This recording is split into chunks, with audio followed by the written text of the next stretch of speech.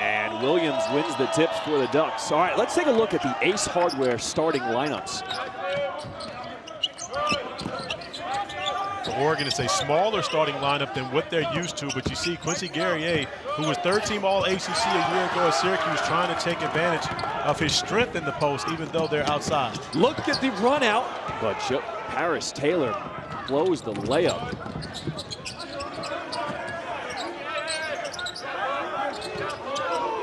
It's Oregon with 4 transfers on this roster this season.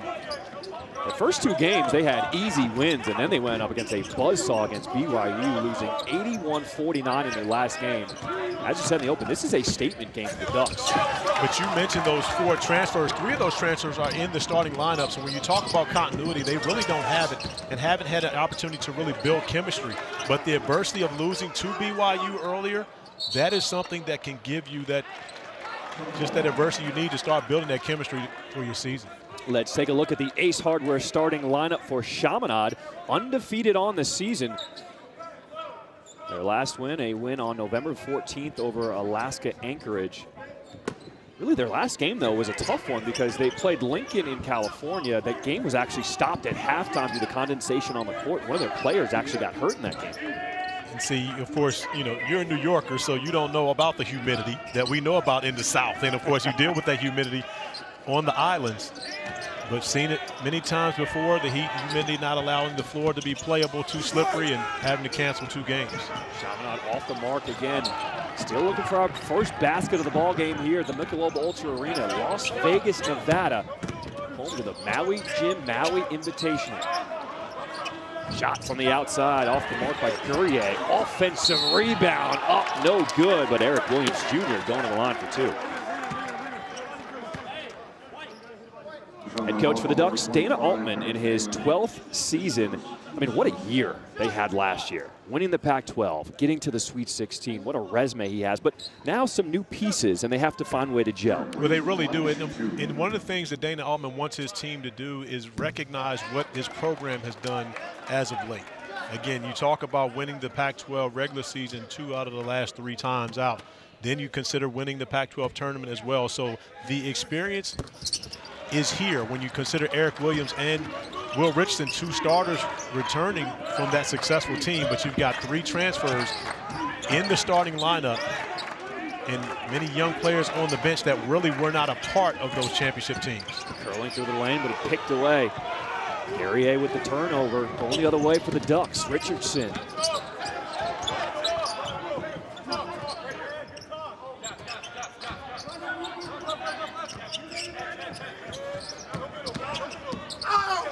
Aggressive early on. Guerrier, the transfer from Syracuse. He was part of that team that went to the Sweet 16 for the Orange. Yeah, Guerrier is going to have an advantage because when you guard him with a center, he has the ability to put the basketball on the floor, drive it to the rim as he did on the last possession. Rozelle Watkins, the first points of the game for Chaminade. We're all tied up at 3. Richardson trying to find the quick answer back. There's Watkins with the board. And one of the guys we're going to have to watch the entire time, Will Richardson, who really could be the best player for this Oregon Ducks group, but misses his first shot. He cannot allow that to affect him and how aggressive he is throughout the game. That's what held him back against BYU. He had 3 early turnovers and missed some shots early. He did not get into a rhythm and was not the same guy that we've been used to seeing. So Oregon off to a slow start. We talked about it in the open, the biggest upset in college basketball history when Chaminade beat Virginia. Where would this rank if Chaminade could upset Oregon? Well, it wouldn't be anywhere near as close to that. But Chaminade coming out with a great game plan, taking advantage. Paris Taylor on the interior with the jump hook. Taylor, the transfer from Wisconsin, Green Bay. Good defense cut off by Joseph Smoyer. Oregon hasn't had easy looks so far early on. No, they really haven't, and that's one of the things that Coach Bovair talked about with his group. They will defend. He knows that that's one thing they will do. They haven't shot the basketball extremely well this year, but they will defend. He's proud of what they're doing on that end of the floor. Oregon just 1 of 7 from the floor early on as Watkins misses the 3 there. Ducks trying to get something going in transition, but look at the transition defense with Chaminade. That one misses everything. Davion Harmon.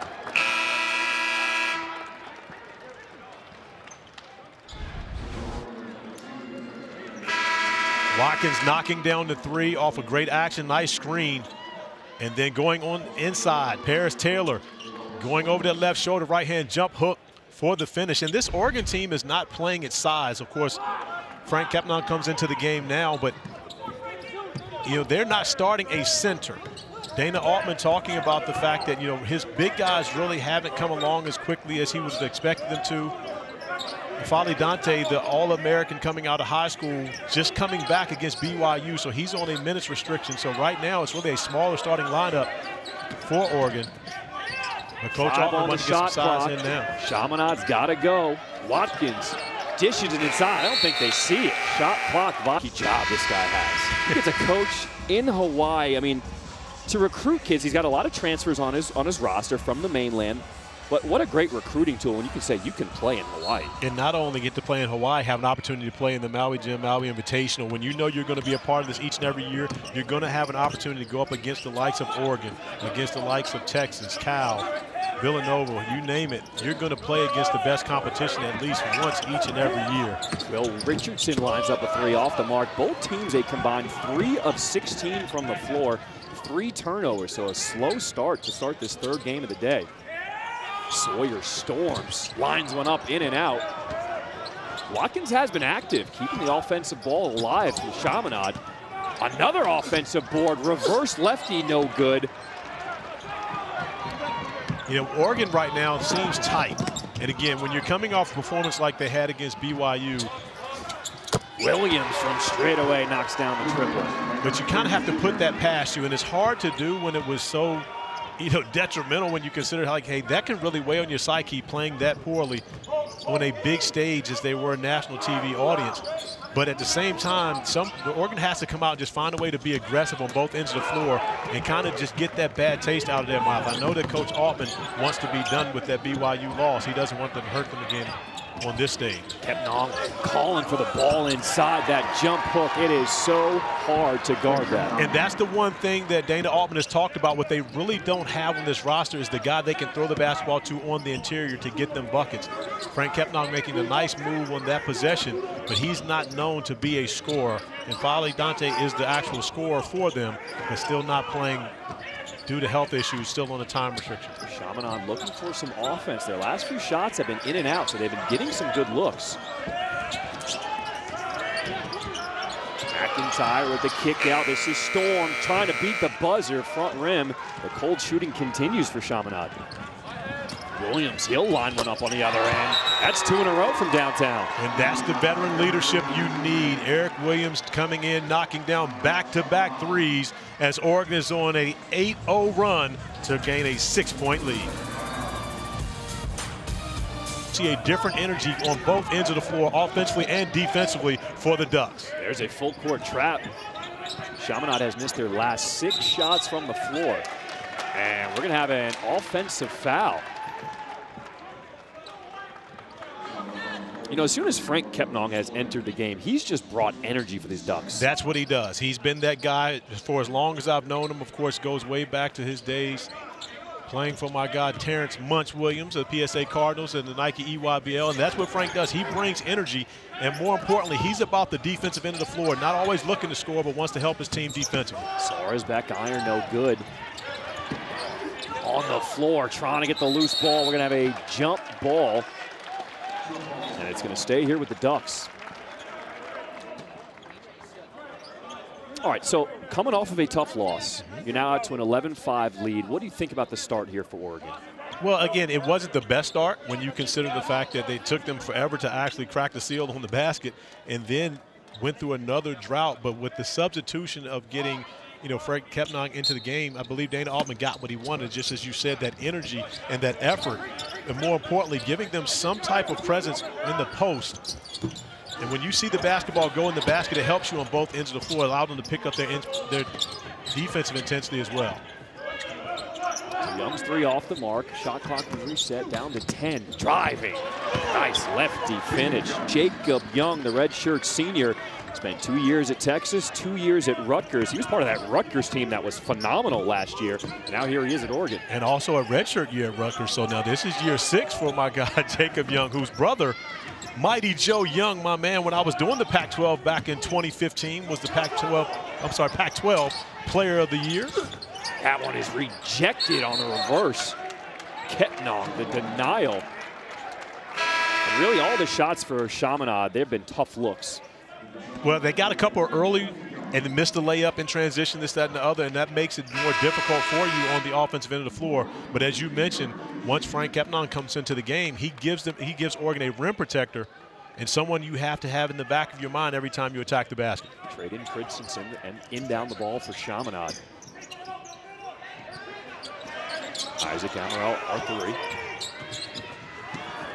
With 2 seconds, that is rejected, and another shot clock violation. Good defensive effort by Davion Harmon. And Davion Harmon is another one of those players. This is his identity. At Oklahoma, of course, he scored, but he's always been a on-ball defender, leader type, and I believe he needs to take over more of a leadership role for this team to be successful. Good pass in the corner. Extra pass to the big fella. Frank Ketnong with the hammer. And it's going to be tough to press Oregon when you consider their ball handlers and their ability to be strong in traps, get it out. Now you're playing with an advantage. There's Williams on the steal and the breakout. Doesn't get it to go. Oregon in the middle of a 12-0 run. And Christensen called for an offensive foul. Look at the big man, Ketnong. Coming up, we will have a special treat on the other side.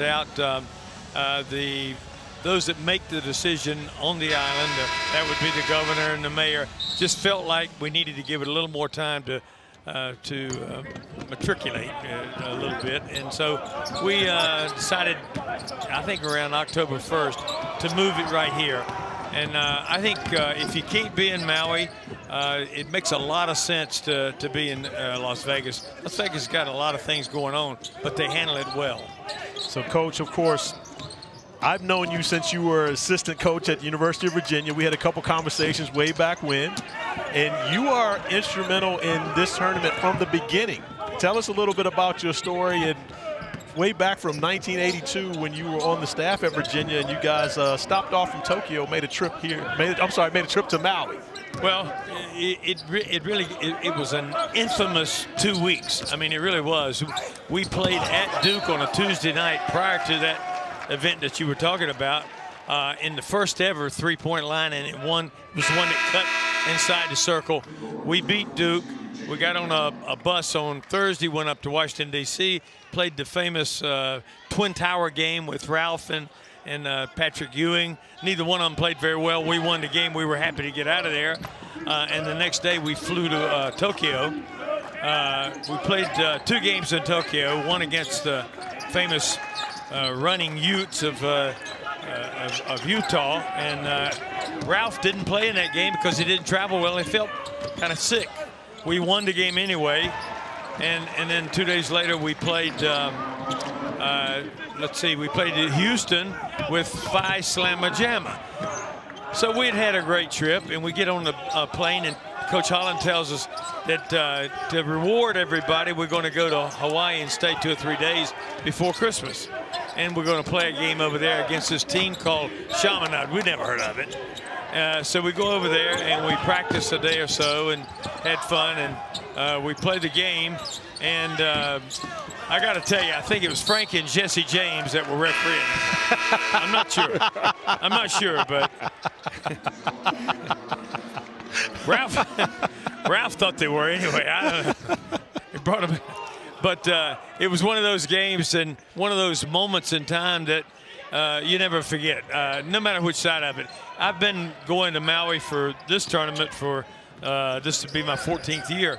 And every time I'm introduced to say something about that game, it always reminds me, how many times must one team or one person lose one game? I mean, just every time you talk about it, oh, yeah, Virginia lost, huh? Yeah, what part did you have in it? So that game versus BYU and UC started 1 for 9 in this one, but has made 5 of their next 7 field goals and currently on a 17-2 run.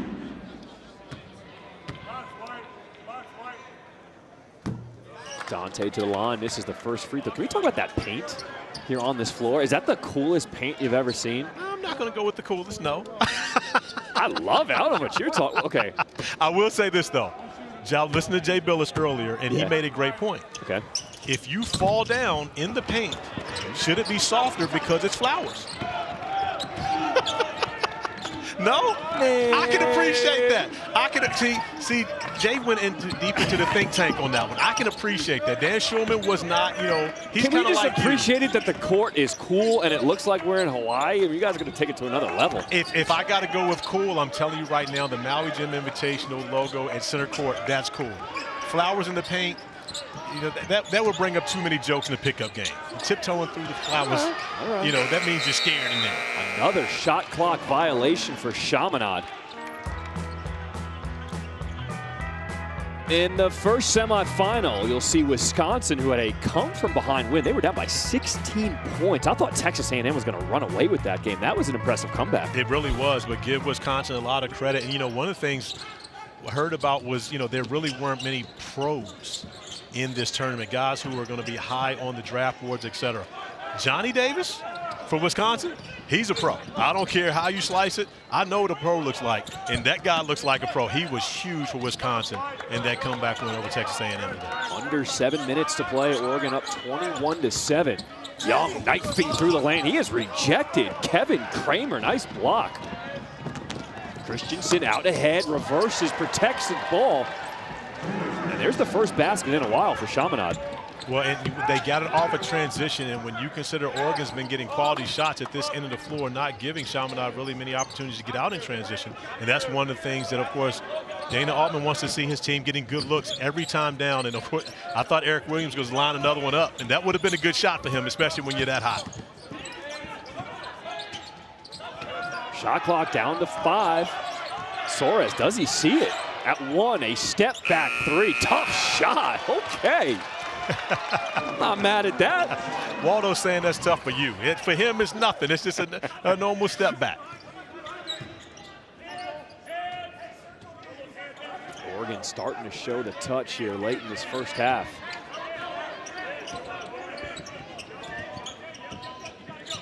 We talked about how cool it is an opportunity for Chaminade to play against some of the big guys here in college basketball.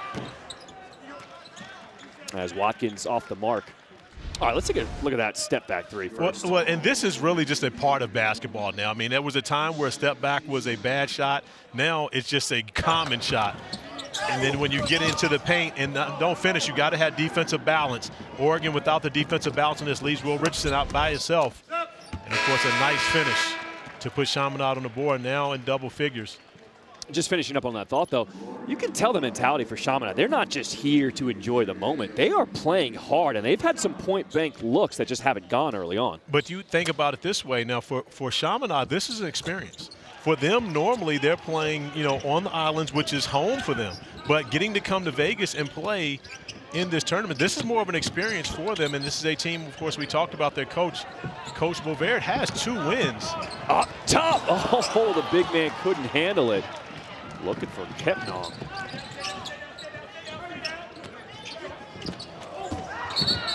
And a collision at the rim, and a jump ball is going to be called. Christensen trying to go up hard, but possession hour goes with Oregon.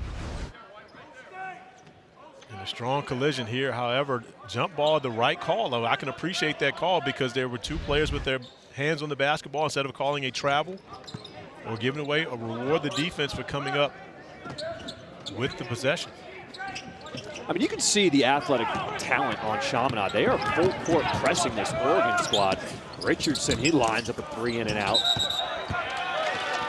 And they are holding their own, boxing out on the inside. Nice job by Zach McIntyre to get the foul over the back. What a great look for Will Richardson on that possession, just unable to knock it down, but give Davion Harmon credit for getting, and again, if you're going to press Oregon, you've got to be able to get your guys back because they're going to take advantage of you. They're not just going to pull the basketball out. They're going to be aggressive and try to score.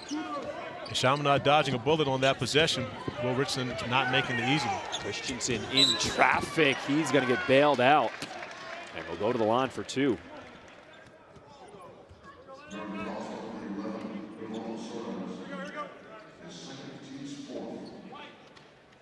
Rivaldo Soares called with the foul. He's one of those 4 new transfers, a junior college transfer for this Oregon squad.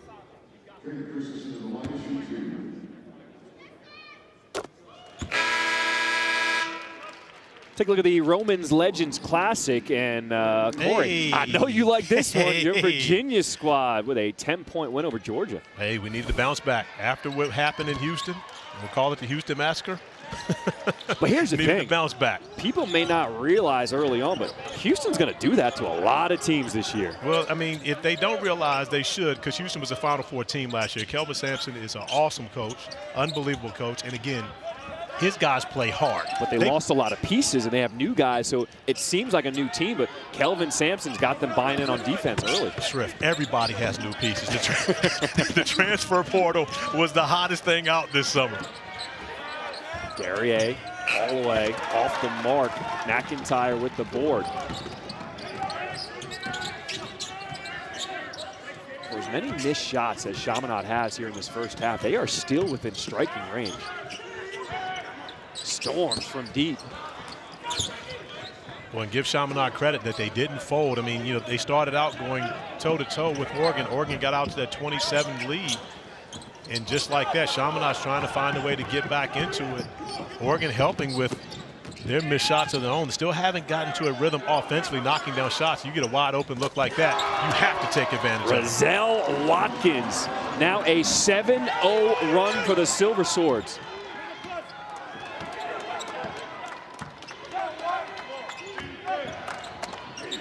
Chance of defense here at Michelob Ultra Arena. The Chaminade faithful making the trip here to Vegas. Another missed 3 from outside. Rebound goes to Storms.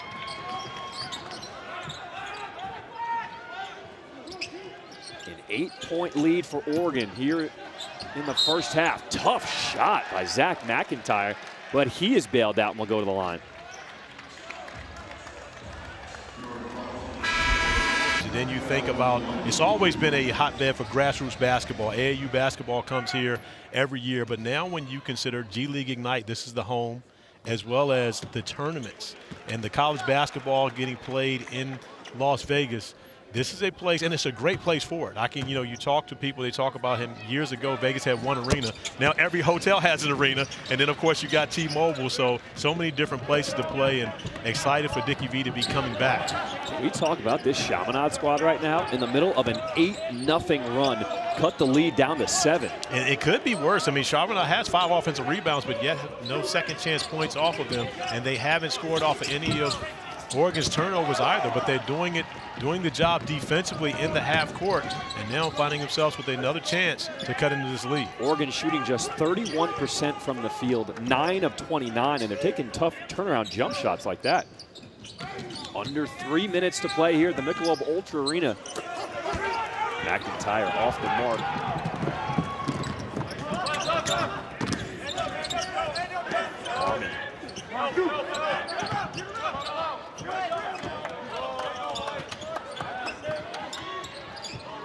Finally get a touch inside in the post. Hook shot in and out. Kepning no good. Hits his own board. Back up off Myron. Williams trying to keep it alive. Joseph Smoyer eventually cleared it. Had 3 opportunities point blank for Oregon, unable to come away with the basket. Amaral R3 with the running hook. It has been icy cold shooting percentage-wise for both teams tonight. There's an open look for Guerrier.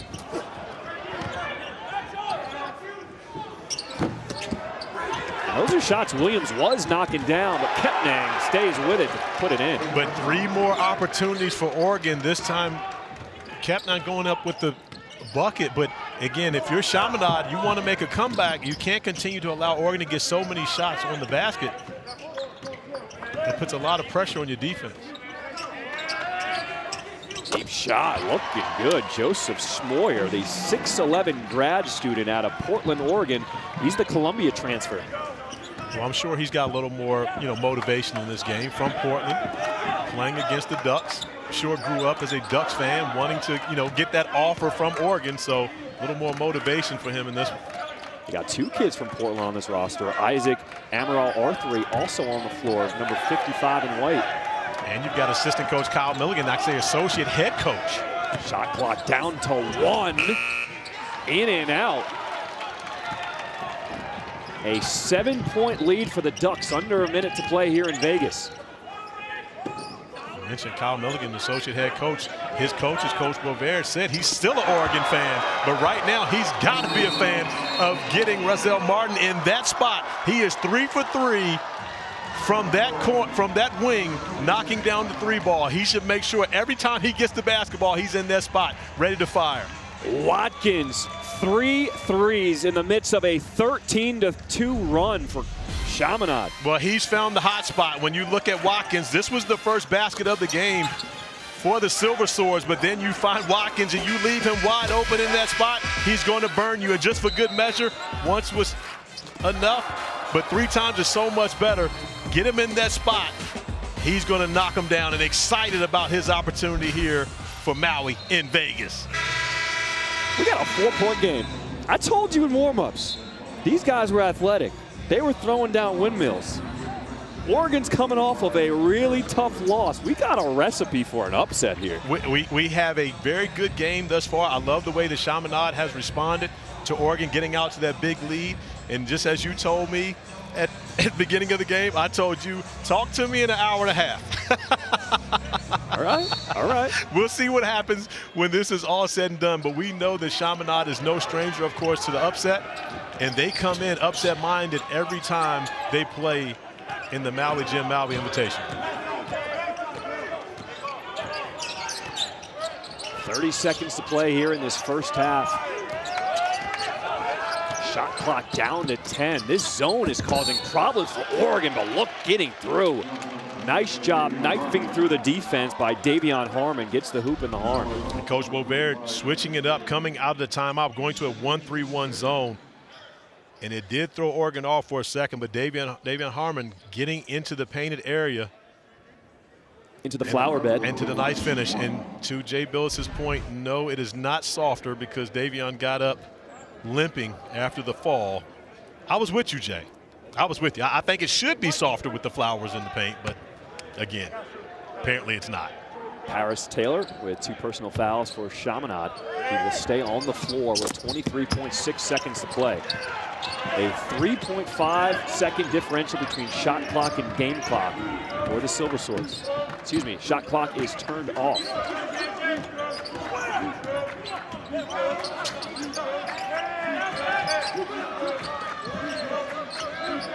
Six seconds to play. It's Christensen on the kick out. Amaral Arthur in and out.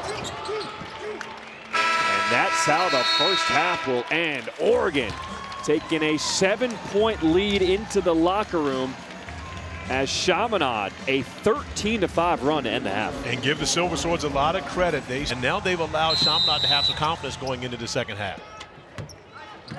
The Silver Swords will start with the ball to open this second half.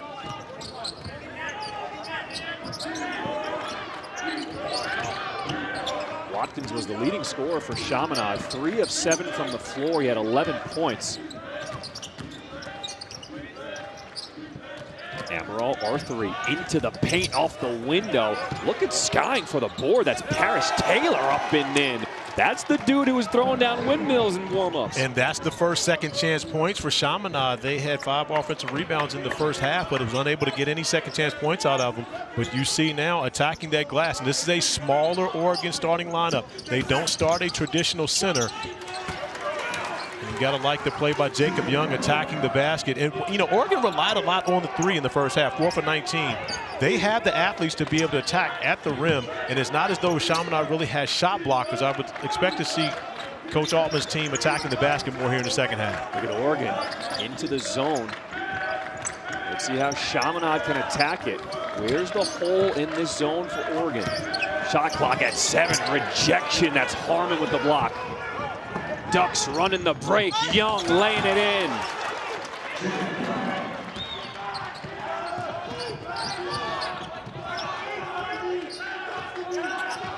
Young with 8 points on the night. A good start to the second half for Oregon. Amaral Arthur in and out. Good box out there by Will Richardson, making sure that Chaminade only got one possession, and Richardson now stepping inside the three-point line, still unable to finish. And I believe he's another one of those guys that can really take advantage of his size and getting to the basket, finishing over top of the defense of Chaminade. Kind of let the defense off the hook there by pulling up with a jumper. I mean, those are shots they can get at any point in the possession. Nobody else touched the ball on offense for Oregon there. But those are shots that Will Richardson also makes, and he has the freedom to take those shots. But he's got to understand that when it's not going for the outside, get to the basket, get a layup, or get to the free throw line. You know, seeing the basketball go through definitely helps. Young with the handoff.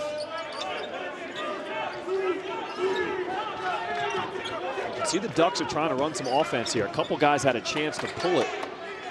But when I watch Quincy Guerrier catch the basketball in the wing with no one that can defend it, What a pass inside. Eric Williams with the jam. Great find by Davion Harmon there. And a breakdown defensively by Chaminade. Davion Harmon at the top. This is their year. They have to get it done this year. It is a big year for Mike Bray and his group, but I tell you, we stay at the Mandalay Bay, and Mandalay Bay has its own beach. I guarantee you Mike Bray has been there. No question about it. Jay was just trying to find the Mandalay Bay beach because that's where Coach Bray was. Full court press. Chaminade breaks it easily. Christensen, now he's trapped. Double team. Scrum on the floor. Jump ball. Possession arrow with the Ducks. But Christensen made the mistake of running to dead man's corner and trying to pull it back out. At that point, he didn't realize that there was an Oregon defender coming behind him. And so once Will Richardson cut him off, Williams was there to create the trap. And of course, when you have the half-court line and the sideline, it makes it almost 4 defenders. 1-3-1 zone for Chaminade here. See how far out Oregon they're pushing them on offense. Swinging around the wing, corner 3 ball. That is a good-looking possession. Davion Harmon with the 3. And that's where Davion Harmon has really improved his game at Oklahoma in his first 2 years. Became much more of a consistent threat from beyond the three-point arc. A 9-2 start for Oregon here in the second half.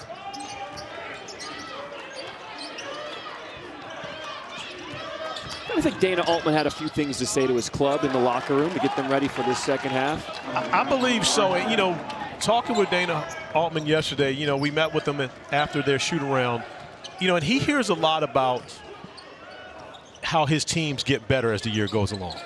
And, you know, one thing he was made sure to make a point to us was that, hey, listen, our teams don't just magically get better. Our guys make a decision that they're going to get better. They put in the work. They trust the coaches to do it. And he's waiting for this group of Ducks to do just that. And right now it hasn't happened for them. But, of course, it is early in the season. It can happen. But he's basically saying that this team has a long way to go to be able to reach its potential. He's hoping they'll get there, but it's going to be a decision made by this team to do it. From what you've seen so far, what are the biggest issues Oregon needs to work on? Well, one is shooting. I mean, you know, when you think about this team in Oregon, it's always been a high-powered offense, but a good defensive team as well. And right now, they've struggled to shoot the basketball. But more importantly than just the shooting, they can't allow their shooting percentages, not making shots, to affect what they do on the defensive end of the floor. And I think that's what happened against BYU. They weren't making shots. They turned the basketball over, and some guys just really just stopped playing. And we've seen here in the second half where, in the first half, where they weren't making shots and affected their defense. When they started making shots, there was much more energy defensively. Frank Kepnong, the 6'11" center, comes off the bench. He provided a huge spark in that first half. Let's see what he can do here in the second half. 10-point lead for the Ducks, 16 minutes to play here in the second half.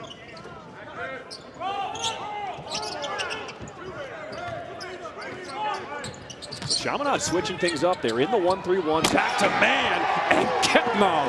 That is a man's dunk. You know, coming into this season, one of the things that Oregon has done so well, they play 2 point guards together, well as Peyton Pritchard and Will Richardson, or whomever it may be. And now Davion Harmon stepping in. He really, in my opinion, has to become more of the point guard, allow Will Richardson to be more of a scorer for this team to be successful. His team is prepared when they get to the NCAA tournament. They will not be starstruck. They won't be shell-shocked in any way whatsoever, because they'll take on the best competition in the preseason to help them get better. Shot clock down to 1. Watkins got to go. And here comes Williams on the breakout, going one-on-one with his left. Gets it to go. All right, so got a question for you. Okay. You saw the Gonzaga schedule. You love the fact that they'll play anyone, anywhere.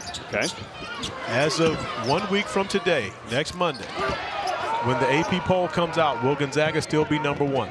Ooh. I'm going to say no, because they're not going to make it out of Vegas with 2 wins. Okay. That's fair. I mean, you could play #2, and then you're playing Duke on Friday. You're going to lose one of those games. And Duke's #5, so you got them splitting? I think splitting. Okay. Yeah. All right, so next question. Do they beat Duke or do they beat UCLA? Am I the play-by-play or the analyst? I mean, what are we doing here? You're the Vegas resident. I am the Vegas resident. There you go. You'll be here for both games. As the Vegas resident who called the Arizona game last night, the beatdown over Michigan, look out Pac-12, because the Arizona Wildcats are legit this year. All right, I like it. My guy George Cleveland, the new commissioner of the Pac-12, would like to hear you say that. Offensive foul. Frank Ketnong takes the charge. Coming up next, West Coast Conference member, the St. Mary's Gales, another veteran squad. They will take on Notre Dame Fighting Irish at 11:30 Eastern right after this one. You cannot get more veteran than St. Mary's. They're one of the very few teams that have returned 100% of their minutes from last year and added freshmen.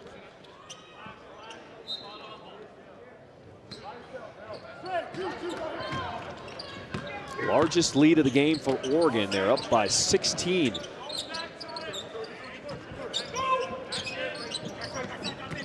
Guerrier with his back to the basket will get it out.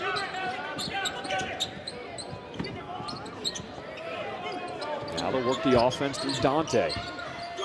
Dante with the hook.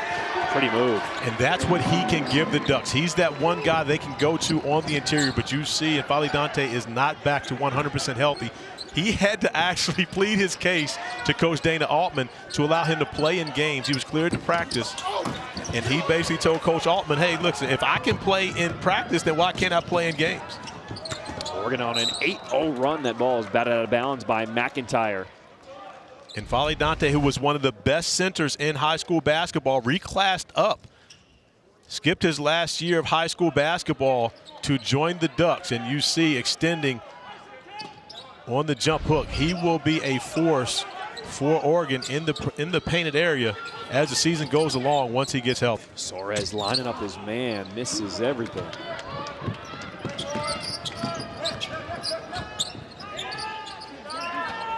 Left alone, Storm's going to take it. And that's the story of the night for Chaminade. They've had open looks, just haven't been able to knock them down. Richardson on the run out, offensive foul.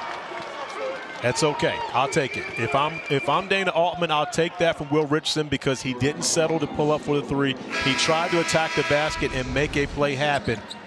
And again, being aggressive in transition, and they need Will Richardson to be good for Oregon to be good. As he checks out right now, and Oregon going to go with a bigger lineup. Now you've got Nate Biddle, the McDonald's All-American, coming in beside N'Faly Dante. 2 7-footers on that back line for the Ducks. If you're an Oregon fan, how concerned are you that Richardson still hasn't scored in this game? Well, Will Richardson was a preseason All-Pac-12 pick. For the second year in a row. For the second year in a row. He's been a part of championship teams.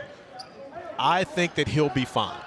And I know, Dana Altman has a great relationship with Will Richardson, and of course it hasn't gone well for him to start. But really the last 2 games, he was great in their first 2 games against lesser competition. But the last 2 games have not been great for him. But when you've got a guy that's a senior that's been with you for 3 years already and now in his 4th year, I trust that the relationship and your trust in him that he's going to get through this.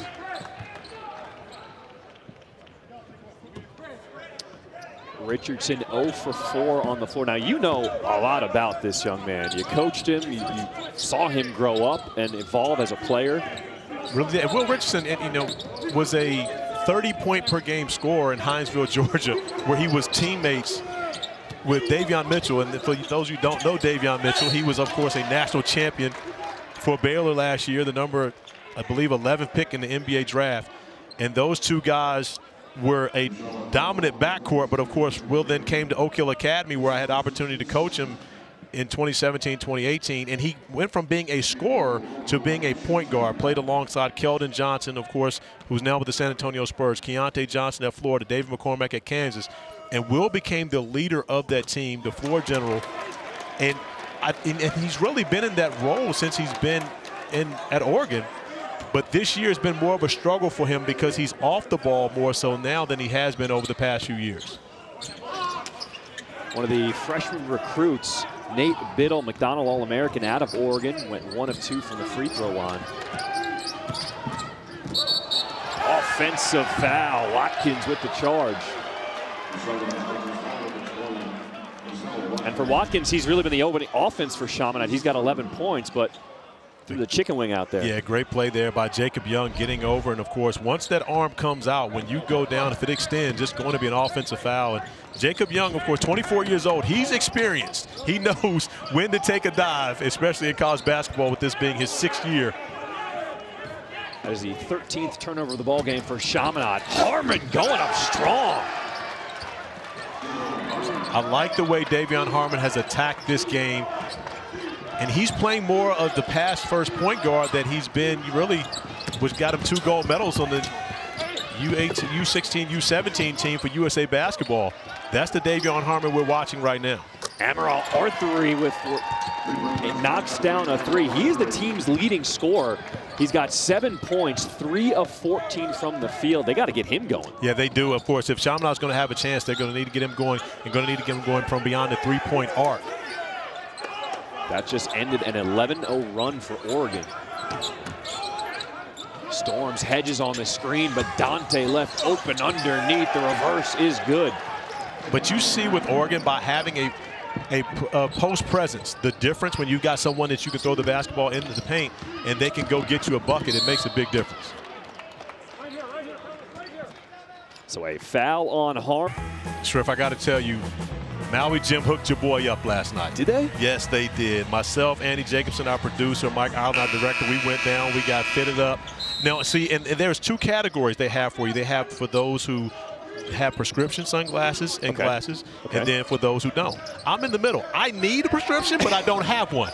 And so you're in denial. But yeah, I mean, that's exactly where I am. But they hooked us up. I got a nice pair of frames for when I do get prescription glasses. Okay. And they're great to match my gray hair. My favorite color. And then of course you also got my sunglasses. I'm gonna have to break out my sunglasses at some point. Dante with the 2-handed slam. And that has been, Oregon has attacked the paint. And when you look at what Dana Altman's doing right now, he may have found something by putting Biddle and Fale on the floor together. And of course, Biddle can shoot the 3. He can stretch the floor even though he's 7'1". But when you have this size, and that's been a difference maker for Oregon here in the second half, they've been attacking the painted area. Well, think about the Pac-12. There are just so many quality big men in the Pac-12. As Joseph Smoyer puts in that one to go, the Columbia University transfer. I mean, the Pac-12 has not just size, but athletic big men. Well, the Pac-12 is back, as one thing's for certain. I mean, they showed last year in the NCAA tournament, 6 teams advancing deep into the tournament, that they are back to be reckoned with after taking a couple years off as one of the power conferences in college basketball. But the Pac is back now, and you see Oregon getting out in transition. But when you've got Biddle rebounding the basketball, that gives Dante an opportunity to get out in transition, the kick ahead, and the big fella has great hands to be able to catch and finish. So you got 1 or 2 pairs of sunglasses? I got 1 pair of sunglasses and another pair of, I don't know if they're reading glasses. Dante showing off the footwork. Spin move, he's fouled, he goes to the line. And of course, I don't do a lot of reading, so that won't be it. But again, there's no prescription in them, so I can just wear them around. I can look at computers and see that Oregon shot 30% in the first half, but in the second half they've shot 73%. But a lot of it has to do with they're not settling for threes. Only 2 3-point field goal attempts in the second half, and they made one of those. That was Harmon in the corner knocking it down. So Oregon has made a concerted effort to take the ball inside, use their size advantage in the second half, and they benefit from it. Now, is that just because the size differential they have over Chaminade, or is this a recipe Oregon can use going forward in this season? It's a recipe they can use going forward. Again, as N'Faly Dante gets healthy, Nate Biddle gets some experience. You can play him more. And again, that's the thing that Dana Altman, this team, you talk about, they have experienced guards, but their front court is young. You know, Dante played 6 games, I believe, last year. He didn't play much at all. Biddle's a freshman. Frank Kepnon, you know, played in spurts last year, but of course he's not the scorer. He's more of a defender, energy guy. Parrish skying for that rebound. He's got 2 7-footers above him. And as Taylor tried to throw that basketball out, all Biddle did was stand there. But at 7 feet in that wingspan, you can't get the basketball out of the painted area, and it ends up being a turnover, giving the basketball back to Oregon. We talked about the transfers, but Oregon also has some new blood. We got the big guys coming in. Look, now they're both on the floor at the same time. You got Nate Biddle, the 7-foot freshman out of Central Point, Oregon. Now you got Isaac Johnson, who's a 4-star recruit, a 7-footer, 225. I mean, 2 freshmen at 7 feet tall from Oregon. Let's see what they can do. Well, you know, the trees do grow taller in Oregon. I'm not sure how much time you've been, how much time you spent there, but those trees get pretty big. Inside to Johnson, up and under, keeps his pivot foot down. No, he does not travel. All right, what a Thanksgiving week lineup we've got for you. Wednesday, Steph and the White Hot Warriors have the NBA's best record. They take it on the Sixers in the second game of our NBA doubleheader. Thanksgiving night, it's the 118th annual Egg Bowl. Ole Miss and Mississippi have split the last 20 matchups. Let's go to the ice. The Rangers and the Bruins play an Original Sig Black Friday matinee at the TD Garden in Boston. And then our Saturday night football matchup, the annual Bedlam game between Oklahoma and Oklahoma State. Under 9 minutes to play here. Oregon in control of this one. Smoyer with his back to the basket. And that's a nice move. He's an Oregon kid as well. So you know he came to play tonight to show what he can do. Absolutely, and also playing against guys who he probably played against in high school when you consider playing against Biddle. And he's seen, you know, guys from the state of Oregon put on the uniform for the Ducks. Wants to make sure he puts on so everybody back in the home state gets the opportunity to see him play as well.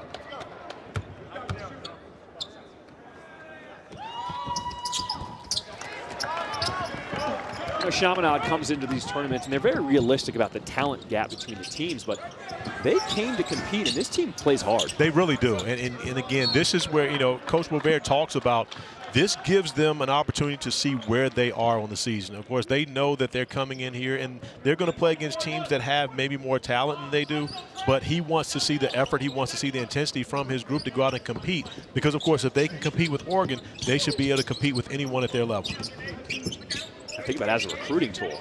You can tell a guy coming in, not only do you get to go to school in Hawaii, you get to play in the Maui Gym Maui Invitational against some of the best teams in the country. Nice shot clock possession, nice possession as the shot clock was winding down as Isaac Johnson lays it in. You know what I love most about that possession? Will Richardson has not scored in this game. And of course, he could have been thinking, hey, I got to get myself going, but makes the right pass to get Johnson the layup. Picks up another assist, and more importantly, gets a great possession for his team. Young wide open. And here comes the break for Chaminade. Now they have numbers going the other way. Laying it in is Zach McIntyre. The Silver Swords, they have shown flashes of just how athletic they are. They really do, and they've got a number of guys. You mentioned it. I watched them in practice yesterday. They got a few guys that can really get out put on a show when they get to the rim. There's McIntyre with the steal of the Euro. How about the flush? Trendon Christensen. Right on cue. I told you they got a couple guys that can put on a show when they get to the rim. Christensen showing off his bounce a little bit. Chaminade trying to make this interesting. Under 7 minutes to play here in Vegas. Young on the bounce. That's rejected. Swatted away by Smoyer. Not once, but twice.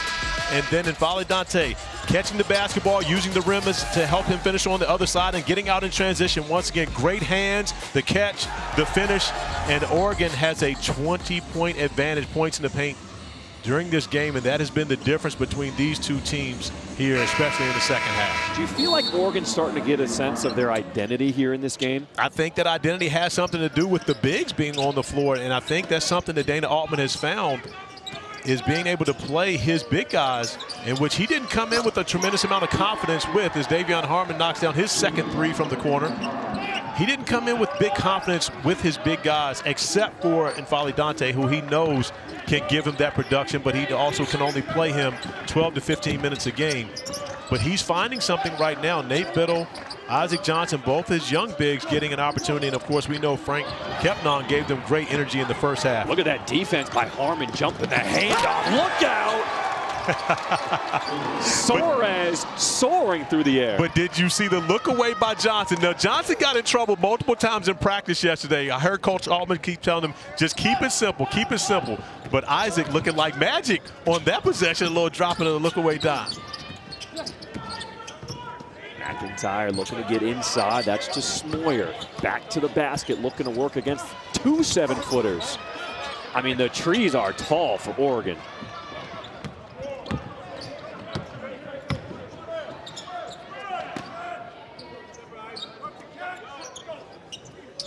Under 6 minutes to play here in Vegas.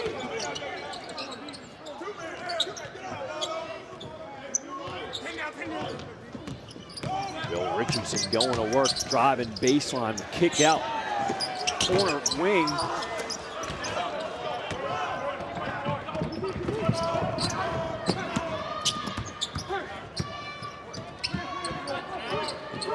What do you want to see out of Oregon these last 5 minutes of the ballgame here? Well, I want them to see continue to attack the paint. Again, you don't want to get away from what got you the lead, but also you want to make sure that you get your starters out of the game and your reserves come in and give you an opportunity to continue to build on this lead.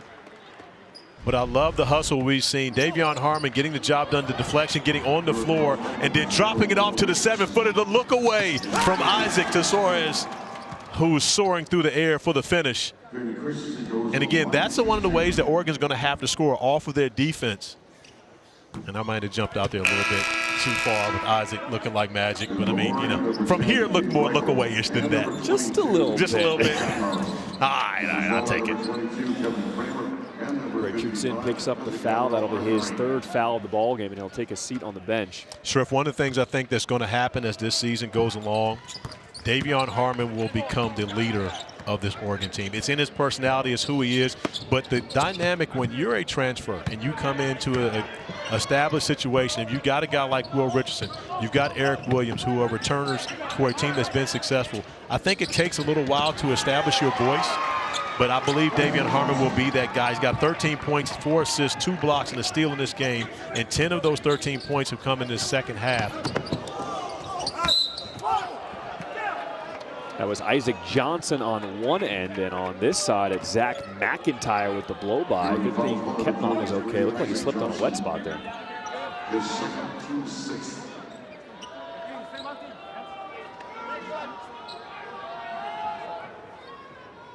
Right now, you see the reserves for the Ducks in the game. However, Coach Altman keeping Davion Harmon on the floor to run the point. But when you got 3 games in 3 days, it's always an advantage to be able to have a game like this where you can have a blowout victory and get your starters some rest. McIntyre misses the first free throw. He's got 5 points on the night. And there's his 6th. For some of the young players on Oregon, you see both freshman big men in the game. These are big minutes. Well, they were in the game. Johnson still on the floor.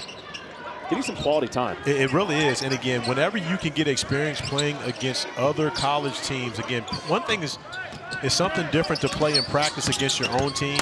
But when you get actual reps against another team, it always helps you, especially building that confidence that you can play at this level. Look at Johnson keeping the ball alive. That is his 3rd bucket of the game. He's got 6. And showing off a soft touch there, going off the 1 foot and finishing with the mid-range. No floaters. Stop shooting floaters, young people.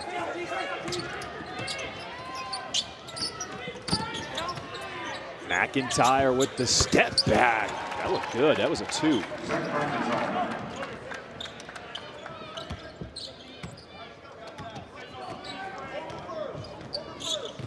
3:30 to play here in Vegas. And there's the turnover. Christensen the other way, trying to get to his left, and he's going to be fouled. Last year, it's been actually a 3-year drought for the Irish. The last time they were in the NCAA tournament, they actually won this event to get them started that year. The 2017-2018 season, as we see St. Mary's stretching. And I was jealous of those guys yesterday. I watched them in practice, and their strength coach had them doing some stretches that, of course, I can't do now. I don't think I could do at their age. But I probably, if I had done it then, I would feel a lot better about my body today doing that 30 years ago. You found yoga too late, right? I got kicked out of yoga. The yoga instructor told me I needed to go to degenerative restorative classes, and this is when I was in my 20s. It was that bad. The turnaround hook rolls off the rim for Kepnall. 3 minutes to play here in Vegas. A 22-point lead for Oregon. Watkins, he was so good early on. That shot just doesn't fall. Got 11 points, but he sticks with it. Now he leads Chaminade. He's got 13.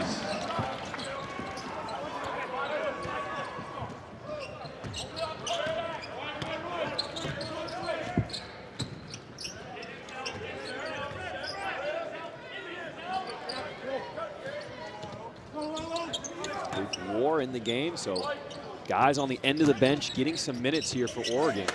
And that becomes important when you play 3 games in 3 days. As Johnson is really starting to have himself a ball game. A lot of talk was about Nate Biddle, the McDonald's All-American, who will come back into the game. But Isaac Johnson, he's making some noise tonight. He really has, and a nice ball fake to get the defense off of him, and then turning over that right shoulder with the left hand, finishing. And Dana Altman and his staff, they're high on Johnson. They know that he can be good. He and Biddle can form a really informative combination in that front court, because Biddle has the ability to shoot the ball from beyond the arc. He can really be a stretch four for this team. Johnson is a perfect 4-4 from the floor. He's got 8 points. And Johnson's going to do the majority of his damage in the painted area. There he is calling for the ball, back to the basket, hands off his Azores.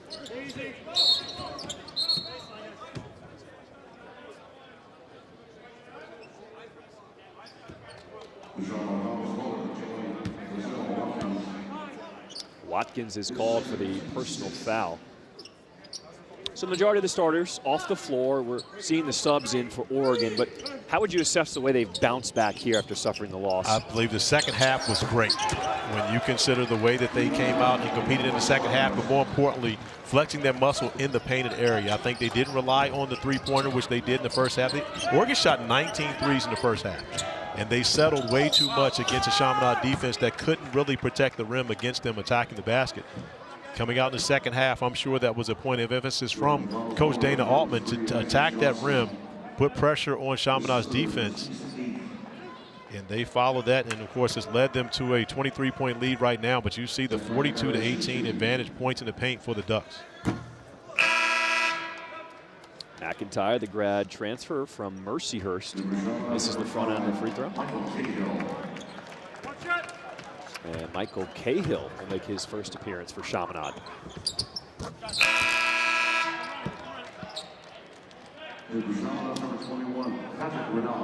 Patrick Renan also coming into the game for the first time. And think about the opportunity for Chaminade guys.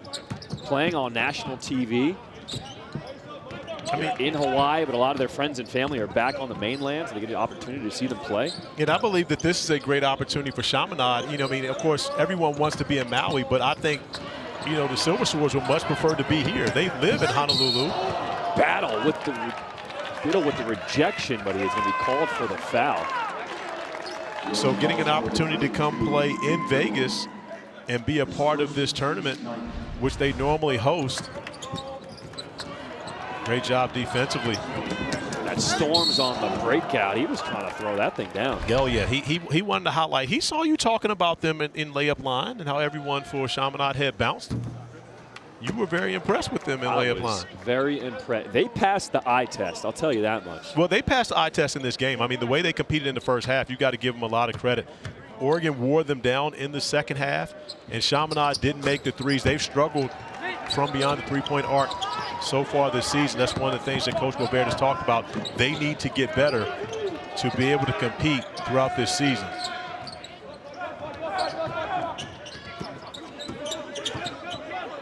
One minute to play here at the Michelob Ultra Arena. Kick out is Tawar from 3. Biddle, he's been battling. Sky hook off the mark. Suarez pulls down an offensive board.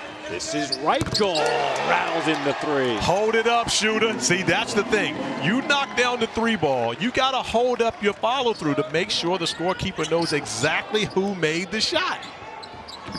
I watched you shoot last week. I got to, we need you to hold your follow through a little more. We're going to talk about. I'll leave out the details, but you got to hold the follow through, sure. Right, you know how long it's been since I played basketball? It shows. I am not trying to impress anybody. Anybody. Oregon, a dominating performance. Really, ever since they stopped shooting from deep and made an effort to go into the paint, they ran away with this game. They really did. That was the difference in this game. The mentality to attack the rim, put pressure on Chaminade's defense, make them block your shot, which they were unable to do. So a shot clock violation as Oregon has called off the Dogs. It is 1.7 to play here. At the horn. And that'll do it. Dana Altman's crew, after losing to BYU big, a bounce-back win here in Las Vegas. Winners 73-49 over Chaminade. And now for tonight's player of the game, brought to you by Tommy Bahama. Davion Harmon was the guy for Oregon. He was the orchestrator of that attacking the paint in the second half, not just by himself individually going in there, but also a number of beautiful passes, 4 assists for him, 5 for 9 from the field in this game. But his leadership, I thought, showed in the second half. There's the folks. Terrence, a.k.a. Dion, and of course, Q. And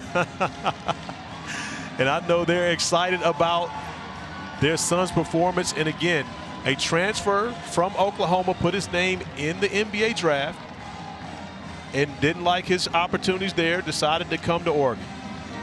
So Oregon moves on with the win over Chaminade. 3 games down, 1 more game left tonight. St. Mary's, Notre Dame, 2 of the oldest teams in the country, veterans all over the place. And for both teams, really their biggest test of the season. For Notre Dame, they really need to step it up tonight. And Notre Dame, of